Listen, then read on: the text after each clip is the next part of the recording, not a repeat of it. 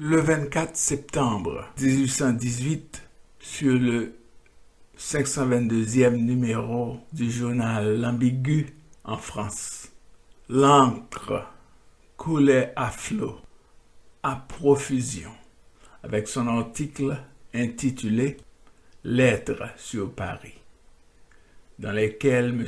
Étienne parla haut et fort de la liberté de la presse dans son pays. M. Étienne débute son article comme suit. Le jour où les rois descendent dans la tombe, ils appartiennent à l'histoire. Le peuple, dont ils réglaient les destinées, marque, quand ils ne sont plus, leur place dans l'avenir.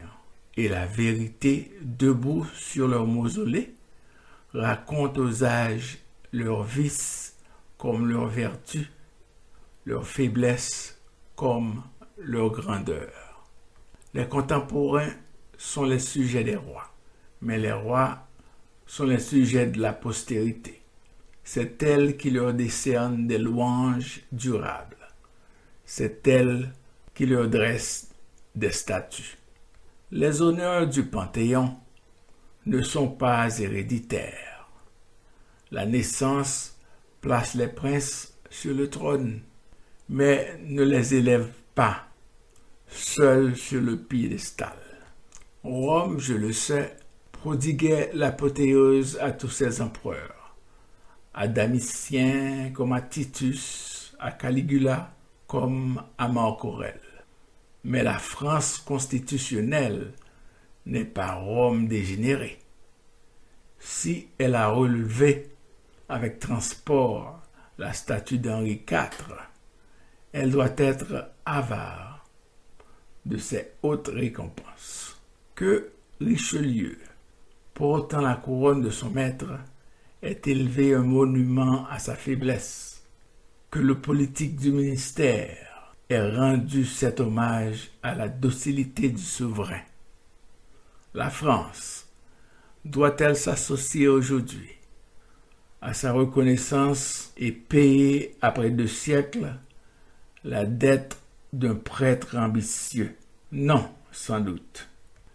Si elle décerne une statue à Louis XIII, ce n'est point assez d'en avoir élevé une à Henri IV. Jamais elle ne confondra l'ami de Sully, le père du peuple, le grand capitaine et le grand roi avec le prince mélancolique et timide, qui passa de la tutelle de sa mère à la tutelle d'un évêque et qui humilia la pourpre royale devant la pourpre romaine. Cependant, sa statue va être de nouveau érigée, et déjà même on nomme le sculpteur chargé de ce monument. Puisqu'on rétablit tout ce qui était, j'imagine qu'on fera revivre aussi l'orgueilleuse inscription que Richelieu avait fait placer sur le piédestal et l'inconcevable sonnet de l'académicien Jean Desmarais qui se trouvait sur la face opposée. En voici quelques vers qu'il est assez curieux de rapporter. Armand, le grand Armand, l'âme de mes exploits, porta de toutes parts mes armes et mes lois, et donna tout l'éclat aux armes de ma gloire. Enfin, m'éleva ce pompeux monument, où, pour rendre à son nom mémoire pour mémoire, je veux qu'avec le mien il vive incessamment. Cette basse flatterie du rimeur, qui met le sujet fort au-dessus du maître, caractérise à elle seule le règne de Louis XIII. On la conçoit en 1639, mais devons-nous être complices en 1818? Rien ne reste ne me semble plus mal imaginé. J'ose même dire plus funeste que cette manie de démolir tout ce qui est pour rétablir tout ce qui était. En voyant renverser la fontaine de la place royale pour y mettre Louis XIII, la malveillance n'a pas manqué de dire que, par ce premier essai, on voulait nous préparer à voir abattre un monument triomphal pour y replacer Louis XIV. S'il est en effet question de relever l'une des deux statues de ce prince, ce ne sera pas sans doute celui où il avait souffert qu'on le représentait tenant les nations enchaînées. Le peuple français ne renouvellera point la flatterie d'un courtisan qui avait élevé à grands frais ce monument de servilité, et qui, voulant mourir comme il avait vécu, ne demandait pour toute récompense que l'honneur d'être enterré sous les pieds de son maître. Cependant, de tous les successeurs de Henri IV, Louis XIV est le seul peut-être qui mérite une partie des honneurs rendus à son aïeul. Pour ne pas mettre la France en contradiction avec elle-même, je voudrais que l'artiste chargé de reproduire l'image de ce monarque nous le montrât dans les belles années de sa vie, entouré de Turenne et de Molière, de Luxembourg et de Boileau, mais qu'il évita de montrer à nos yeux les Cévennes et le Palatinat, et que dans le Maître de Colbert, dans le Protecteur du Tartuffe, on ne put surtout reconnaître le roi tombé dans les liens d'une prude et dans les fers d'un jésuite. Je voudrais enfin que la statuaire nous représentant Louis XIV, brillant de gloire et de jeunesse, et que le passant pût dire, à l'aspect de ce noble monument, il n'avait pas encore révoqué l'édit de Nantes.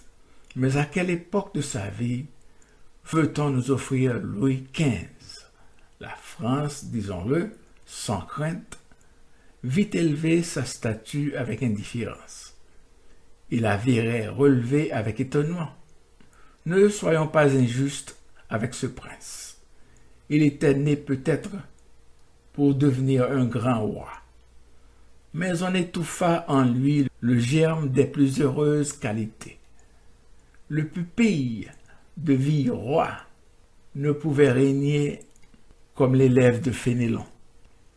En lui décernant aujourd'hui des hommages qui n'appartiennent qu'aux grands hommes, on ne fera que rappeler les malheurs de son règne. Si l'on grave Fontenoy d'un côté, on lira de l'autre Rosbach et Dunkerque. Je le répète, les honneurs publics ne doivent pas être prodigués. Élever des statues à tous les rois, c'est n'en élever à aucun.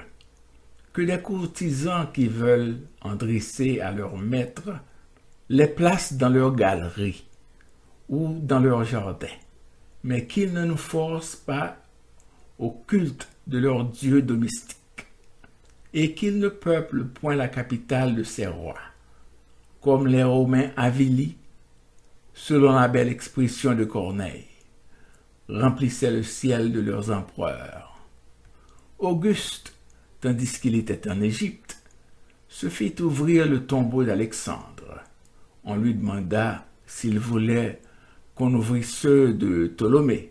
« Non, dit-il, j'ai voulu voir le roi et non les morts. » La France veut aussi voir des rois, c'est-à-dire des princes qui aient défendu son indépendance, assuré sa gloire et accru son bonheur.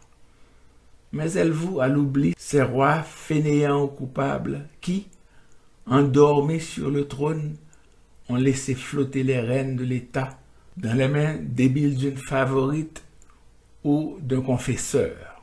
Ces princes qui n'ont rien fait pour leur pays sont les morts qu'Auguste ne voulait pas voir. Et la France, ainsi que lui, désire qu'ils restent au fond de leur tombeau. Ce qui me frappe le plus dans tous ces projets, c'est que malgré la détresse de nos finances, nous sommes encore assez riches pour élever des monuments. Mais il est tant d'objets d'agrément et d'utilité sur lesquels peut s'exercer la munificence publique, le superbe arc de l'Étoile, les greniers d'abondance et la halle au vin ne sont pas terminés. Les maisons d'arrêt n'attendent-elles pas de promptes améliorations? Il est vrai que les prisons ne sont, pour ainsi dire, que de vastes tombeaux, et ce n'est pas à Paris seulement que les innocents et les coupables confondus dans les mêmes cachots respirent un air pestilentiel. La France possède à peine quelques maisons de détention spacieuses et salubres, où l'on ait su concilier ce que l'on doit à l'humanité et à la sûreté publique. Qui a pu lire sans horreur, dans le dernier numéro de la Bibliothèque historique, la mort tragique de cette mère infortunée, ensevelie vivante dans un cachot, et dont les plaintes et les cris ne peuvent attendrir ses bourreaux. Privée d'air et d'aliments, elle expire sur la paille infecte. Les habitants, accourus à ce spectacle déchirant, font éclater leur indignation.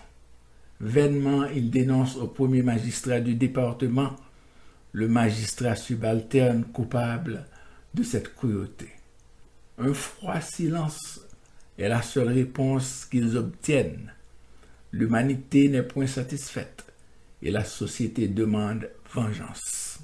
Que les écrivains gardent le silence, disait naguère l'un de nos premiers magistrats. C'est aux fonctionnaires publics et aux députés de la nation à signaler les abus. Il y a plus d'1 an que s'est passé cet événement affreux.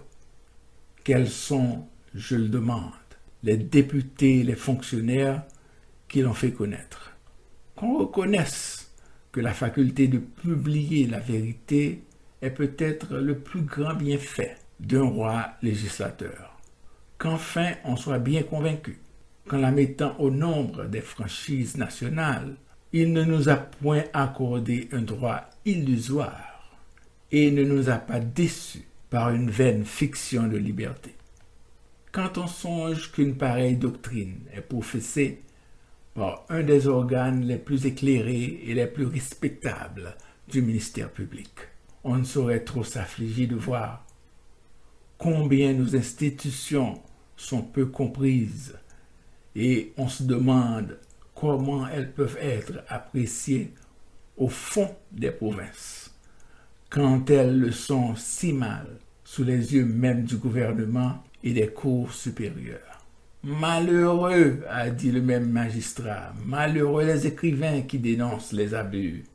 Ils le sont moins, répondrai-je, que les fonctionnaires qui les souffrent.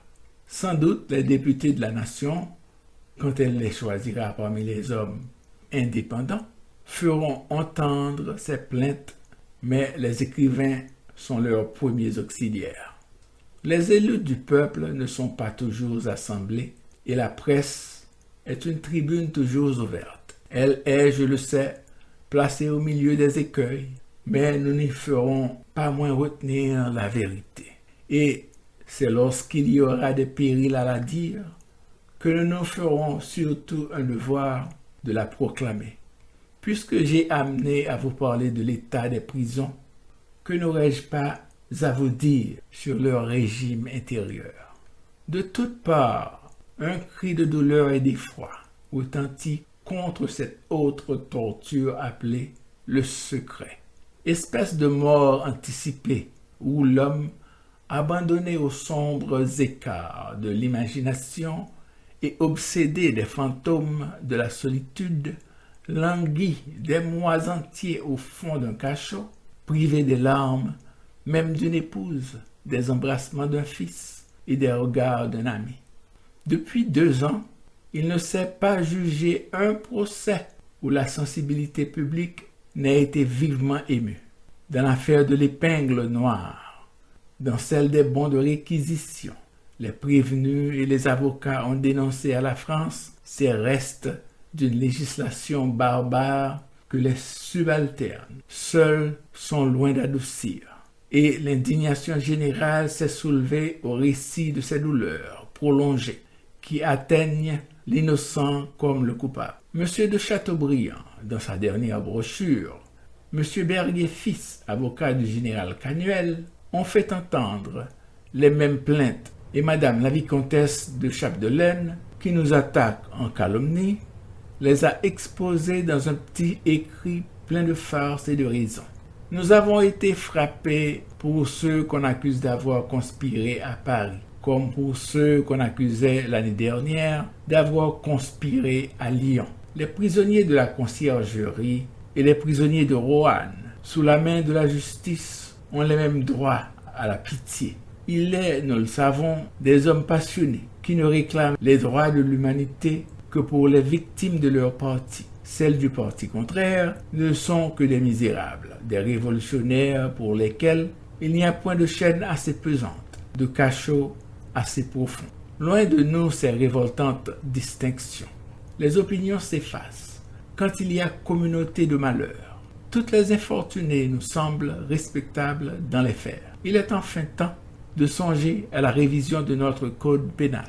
Espérons que le ministère ne sera pas sourd aux cris de toute la France et que bientôt on ne verra plus régner dans nos maisons d'arrêt le silence des prisons de Venise et la muette terreur des cachots du Saint-Office. Cette lettre étant d'une grande étendue, je termine ici l'extrait en invitant nos concitoyens à en voir la suite dans le numéro cité au début. L'article est signé Félix Darfour. En publiant cet article sur la liberté de la presse en France, Félix Darfour mettait en garde, de manière indirecte, la nouvelle administration du gouvernement de Jean-Pierre Boyer, non seulement sur l'état des cachots de Port-au-Prince, mais aussi et surtout de ces grands fonctionnaires de l'État qui n'étaient que des êtres avilis, aveugles, serviles au pouvoir exécutif de Pétion, et qui ne défendaient point les affaires du peuple haïtien, dont ils étaient pourtant les représentants. Je m'appelle René Manton, éditeur en chef de e-Magazine.